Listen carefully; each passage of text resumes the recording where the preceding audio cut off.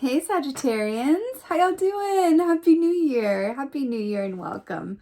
We're going to be looking at your January general energy here, but before I get into that, I have a couple of exciting announcements. So first of all, I have a new Facebook group. So I created this group out of a desire to create an inclusive and safe space for anyone who wants to develop, investigate, talk about, share about their own intuition in a way that just feels supported. And when I was a young person, sort of going along my intuitive development journey, I would have loved a group of like-minded people to just talk about prophetic dreams or ask questions or whatever have you. And so I went ahead and created this group for like-minded people who love all things metaphysical and are intuitively minded or even just curious about intuition. So if you're interested in joining, that link is in the description box below. I really love it too because it's a way for me to connect with you guys more personally through sharing and stories and whatnot. So I'm really excited to see you guys over there. And secondly, I have a special offering for you guys. So every new year, I do a Celtic Cross year ahead spread for myself. And so I thought this year that maybe you guys would like that as well. So I wanted to offer it to you guys in the form of a limited time, limited availability, special reading. So what it is, it would come to you in email form with a picture and then a description and sort of analysis of what your year ahead looks like. So if you would like to book you one of those, that also info is in the description box below. Okay, so let's get into your energy. So Sagittarius, this was so wonderful. I saw a white horse, so in a very sunny field. So it felt like the sun key, but mixed with the chariot, interestingly enough. Like the sun key meets the chariot key, which is about illumination, happiness, good health, and then fast forward balanced movement. What I want to say to you guys is that horse medicine is very much about freedom. It's about personal freedom, okay? And the kind of freedom that exists in allowing ourselves to break free of any kind of like patterns or behaviors that are rooted in any kind of like past script, anything we learned from our parents, any past hurt that we've known before through, about failure or judgment or anything. It's that real unencumbered manifestational vortex freedom. So I love that that came through in your meditation. And I just saw this horse running off so quickly. It kind of felt like Shadowfax. If anyone knows, like Shadowfax from Lord of the Rings is that like very magical, special breed of horse that is just incredibly fast and very magical. And it just feels, it just feels like freedom. Freedom. Really, really beautiful. So let's go ahead and see what your animal energy is for January. My Sagittarians. Ooh, I like it. Okay. So we got the fish here. So I'm really liking this. So the fish, this is very much about, this medicine is about the opportunity and magic that happens when you go with the flow. Now, that's interesting given that I saw the sun and the chariot, which is very much about movement. But it's interesting because, when we talk about the fish and going with the flow, the purpose of that is to not only remain aligned with your path and have a good time getting to where you're going, but it's also about, we can have plans and ideas of what we want to achieve or accomplish, but then the universe steps in and goes, well, wait, what about this? This could be a detour. This is a detour here than what you were planning, but it's a lot better than what you were planning. Are you going to be so fixated on what you have in mind to do or where you're going that you miss these sort of gem opportunities that want to pop in and maybe change your schedule or change your mind? That's fish medicine. I really, really like that for you guys. So this also equates to like a 7 of Cups esque energy and the tarot, which is about optionality. Right? Now, the shadow side of the 7 of Cups can be sort of a disillusionment or analysis paralysis, as I like to say. But how we can avoid that aspect of this is to stay open-minded and having a freedom of perspective, which is, keep hearing it, freedom, perspective, flow. Feels really, really good. Also, fish energy is a sign of good fortune for animal medicine as well. So I really like that, especially for money matters, okay? And fertility too. Okay, Let's see what's going on, Sagittarians. I really like the fish energy. I do. I like it a lot. Okay. Ooh. Oh, okay. Okay. Let's talk. So we got the Ten of Swords here. Now, what's really fabulous about this, now, truthfully speaking, Ten of Swords is about a complete ending to something, right? A complete ending to something. Sometimes by choice, sometimes by a tower moment, or not by our own cognitive choice. So what's interesting here is, remember how I said that it's about a freedom of leaving behind anything that is restrictive in nature, whether that's thought patterns, inherited beliefs from our parents, or whatever have you. Having freedom from that, a freedom of perspective. Let me have this coming along. You know, I'm getting a special note about money matters or monetary things, or your ability to manifest or have a good relationship with your root chakra, like your source of stability. Whether that's home, money, relationship, there's something about that. It really is thoughts or things. So I'm just saying, like, if you are able to be aware of the thought patterns or actions that limit you or that get in your own way, and you can find your, freedom of perspective on the other side of that, that's what I feel like this Ten of Swords is about for you. And I like that we're coming in with that energy as the primary beginning energy for you in the month, because this is showing like the weight has been lifted. That horse did not have a saddle on it that I saw. It was just running free. I feel like that freedom is initiated by the releasing of things that were weighing you down or restricting you in any way. Oh, God. She's my favorite. So we have the Priestess of Dreams here. So this is the High Priestess, which is so, look at how free she looks in the wind. Doesn't she look free in the wind? So this is a really beautiful energy around, this is about tapping into your own intuition as your energy source. This is you being a cell phone, and then your chargers, your own intuition, okay? And that is where you are deriving your fuel, your magic, your energy, everything through your intuition. But it's also about knowing that when you tap into your intuition and you have that space clear of your egoic thoughts, your schedule, your timetable, whatever have you, the freedom that comes from moving from a place of divine inspiration and intuition is unlike anything else. Because when you do that, when you're able to do that, right, then you have clear all access pass to divine timing, synchronicities, luck, right? Happy accidents, as it were. That's really beautiful. I'm also getting a special note about your dream time. I'm hearing give yourself extra time to dream and sleep and be still, and because I feel like there's a sort of like access point that wants to happen between your subconscious and your conscious that wants to bring some of these aspects that may be restrictive to you to your attention through your dream time. And then you can kind of go, oh yeah, that attitude I have about I'm never going to have enough money, I got that from my dad.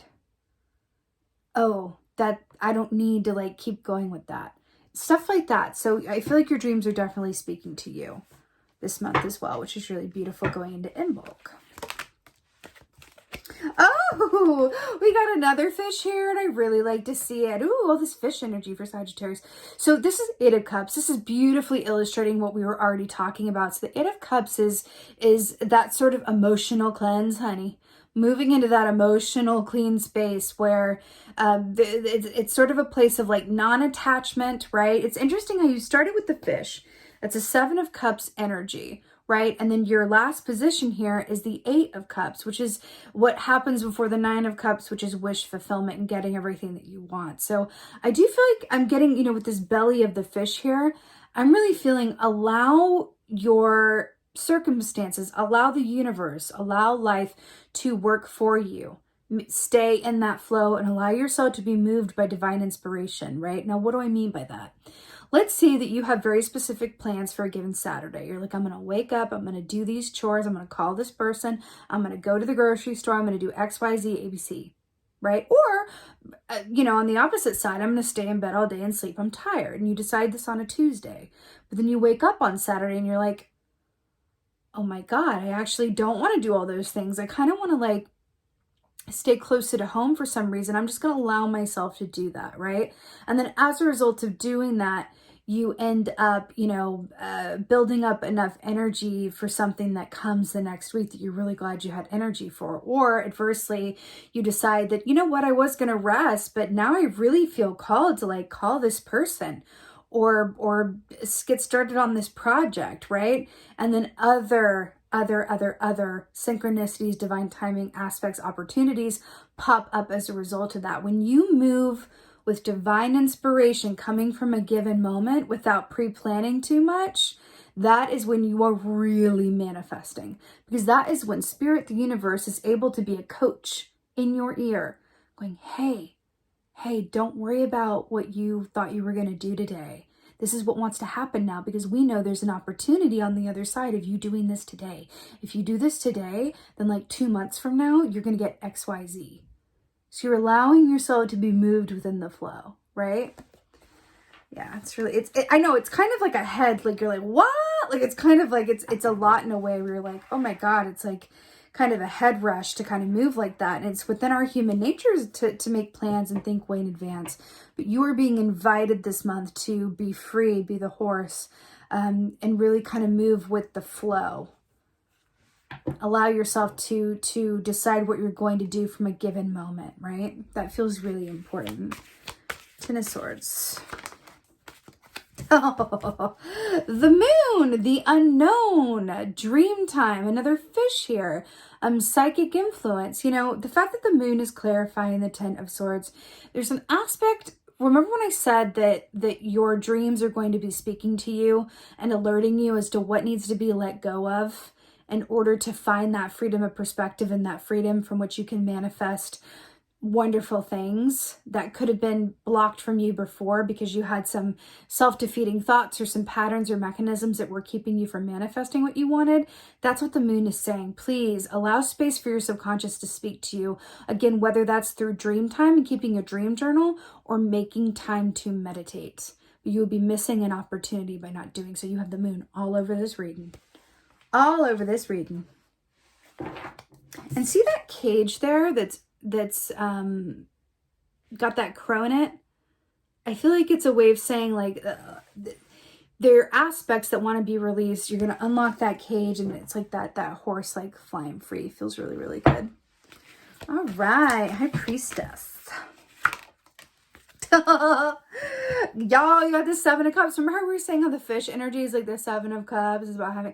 So I love that this is coming up for you guys here. Remember we talked about the light and shadow side of the Seven of Cups, right? I feel like with the Priestess of Dreams, aka the High Priestess, I feel like that is really allowing your intuition to guide you as to what to do when, which cup to engage with on any given day.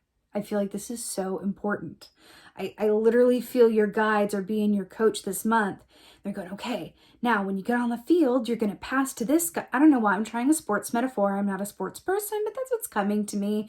Like pass this to the left and then you're going to, you know what? Let's go with an analogy that I can really like work with. So let's say that like you're directing a play and you're like, okay, this actor is going to like enter stage left and then they're going to cross on this line and they're going to pick up the vase and then they're going to, exit stage right? But then when you get into the scene, it's like, it's not, you're like, wait a minute, no. What if they just stand in place and just deliver from there? Oh my God, it's so much better, right? It's like allowing yourself, access to find in the given moment, which cup is the optimal cup, which choice is the optimal choice. How does this work best? And again, how you allow yourself access to this is to allow yourself to be in the flow without trying to control too much and allowing yourself to be aware of, any thought patterns or circumstances that are getting in the way of that flow for yourself. Eight of Cups. More fish. So, it's so fishy. So fishy. So for the Eight of Cups, we have the Six of Pentacles here, which is really brilliant. So I'm really drawing to the balance here, but Six of Cups traditionally is that give and take. It's the reciprocity. This reading is, mostly cups. We have one sword and the major arcana. So I do feel like what this Six of Pentacles with this Eight of Cups is saying, I feel like you are being invited into a partnership with time. Yeah, I know, but it's like a partnership with time where, like, let's say it's like mother time or father time or whatever, is saying like, hey, are you open to like changing our relationship? Can we like be exclusive? No, I'm kidding. Like, but really changing your relationship with time, the way that you do things, and also, your emotional life. I feel like the question here as well is, what is your relationship to, moving from a place of freedom and also moving from a place of obligation or ego? How do you move through this world? How do you move through times that are difficult? How do you move through times that are good? There's something about where you're being invited to really be aware of that and then find freedom, not only in the perspective, but also how you move through the world. There wants to be like a circuit breaker, like a shortage where it wants to be like rewired, like how you move through the world. I feel like I'm seeing the Matrix. I'm going to go with it. I feel like there's an aspect here with the energy that it's the difference between like moving through the Matrix, knowing that you're moving through the Matrix, and thus being able to interact with it in a way where you can manifest and change it and whatever have you, or moving through the Matrix not aware of it, and thus you're restricted by what you're seeing and what you think is the truth. And what I mean by that is, I feel like your potential is so much larger than you're even aware of. And you're being asked to let that be proven and shown to you by being in the flow and allowing yourself not to decide too early on how something is, how it's going to go, or what it's going to be. Embrace the moon. Live in the questions. Embrace the unknown. Allow yourself to follow your feelings at any given point, because your feelings are your guides directing you about when and how and where to do things, how to approach things, etc. Very interesting reading here, Sagittarians, but it does feel like you are being prepared to go into a time where it's like, I feel like your guides are saying, like, do you really want to manifest all these things that you're thinking of or that you didn't get to last year, whatever it is? Because if you do, this is the way. If you do, like, let's take this red pill and like get on with it, right? And they're just saying, like, there are these things that you're doing that are around you that are keeping you from being able to get everything that you desire. Can you allow us to inspire you and let you know and communicate with you as to what those things are, so you can be aware of them and then make changes? All right, let's get an oracle. Let's get an oracle, shall we? Sagittarian. Oh, wow. So we have the Desert Prince here. So this is really something else. So the Desert Prince, this says survival, false promises. Survival, false promises. So what's really interesting about this is the Desert Prince energy is sort of that mentality when we talk about like aspects that we inherit or things that don't serve us. A Desert Prince mentality is sort of like, not only just literally I'm surviving in the day-to-day, but there is a belief within me that I'm either not always going to have what I need, or that how I am, just being authentically me, is not acceptable or enough, or it's kind of like having a lot of preconceived limitations. Right? And it's like, well, the Desert Prince is always right. The Desert Prince kind of sees life as something to kind of survive or just get through or endure. Definitely more of a, I don't want to oversimplify it and say the Desert Prince is like a half glass empty mentality, but it is one of like, well, it's like work, in order for something to be worth it, it needs to be difficult, is a belief that we inherit, for example, right? So then it's like work hard, like only hard work is what you get a payoff from, and stuff like that. I feel like you're being asked to kind of look at the Desert Prince within you, look at the Desert Prince aspect of you, inherited or not, and see in what ways you are making choices from a fear that you won't always have what you need. That's what's coming up here for you. Freedom is on the other side of that. Imagine if you just believed within your bones, I will always have what I need. I will always manifest money. I will always manifest love. I will always manifest safety. I will always manifest health. Imagine that. I mean, it's very human to not think that way, but that's what the Desert Prince is inviting you to do. Throw a bunch of water on that desert, right? All right, Sagittarians, this is your January general reading here. I so hope that this helped and resonated. If so, would you please let me know in the comments below. I love reading your comments. And also, I would be so appreciative if you would hit that like button wherever it is, and subscribe and share. Spread the love, spread the message. I would so appreciate you for that. And with that being said, just thank you so much for being here. I really appreciate it. Thank you so much for being here. And most of all, and as always, thank you for being you. And be well. Until next time.